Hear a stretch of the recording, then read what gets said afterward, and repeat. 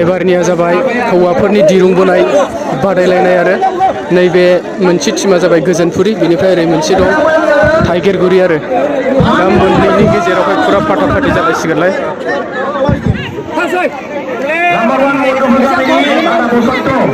लागावसिगोन नामा दे अमा जाग्राफोरनि बोलो नैबे टाइगेरगुरिनि प्लेयारफोर बिसोरखौसो खिथाबाय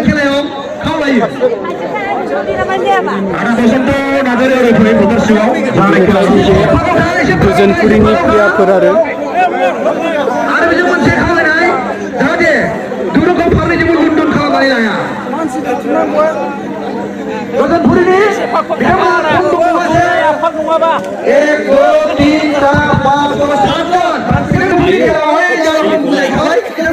फुरा फाटाफाटि दरनै गामिनि गेजेराव बम बेरलायसिगोन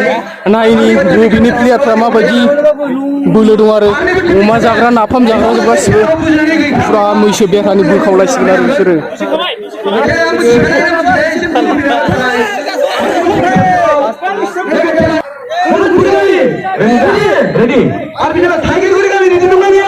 रिफारि सुन बारखागोनलै ओरैनो साइसआव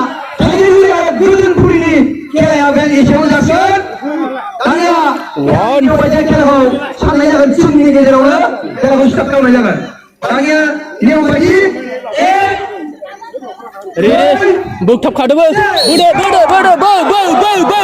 लागाव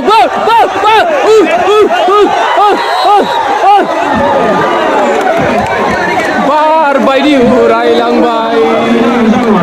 नैबे टीमा जेनबाय देरहाग्रा टीमा नै टाइगेरगुरि टीमा देरहाबाय नै बिसोरनो प्लेयारफ्रा अमा जाग्रा जोब गासिबो दहाय मोनसे फार्स्ट खेला जोबनानै थांबाय एबारनिया सेकेन्ड खेला आरो दहाय देरहानायजों एबार देरहानायजों लास्टआव बोहैबानो लास्ट फाइनाल जाहैबाय एबारनिया फुरा महेन्द्रपुर बादि आरो ओरैनो जाबाय 1 नाम्बार महेन्द्रपुर सासे नामावबो जोंना ओमफ्राय बोरो 2 नाम्बारनिया प्लेयारफ्रा दाबो थायाखै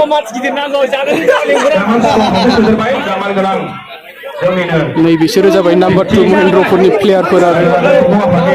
महेन्द्रपुर एबाराव चेलेन्ज 1-2 आरो लागाव आदा हो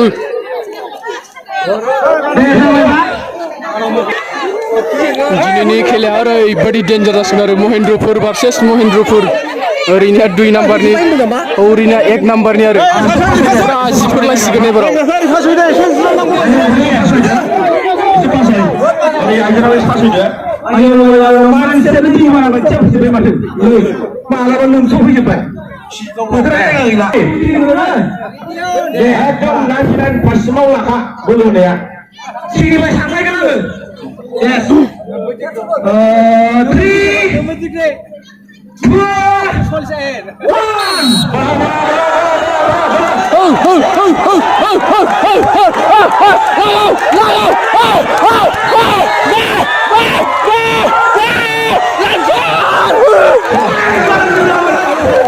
Number 1 Apodda,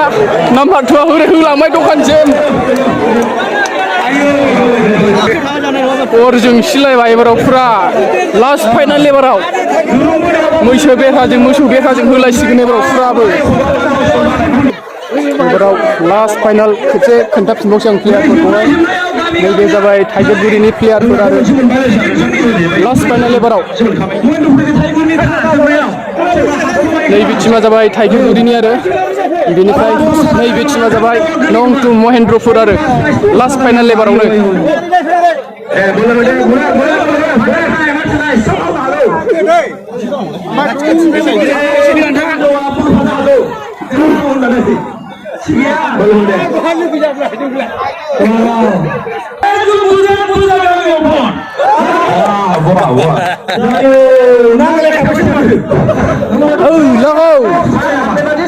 खुन्दै खुलाय हो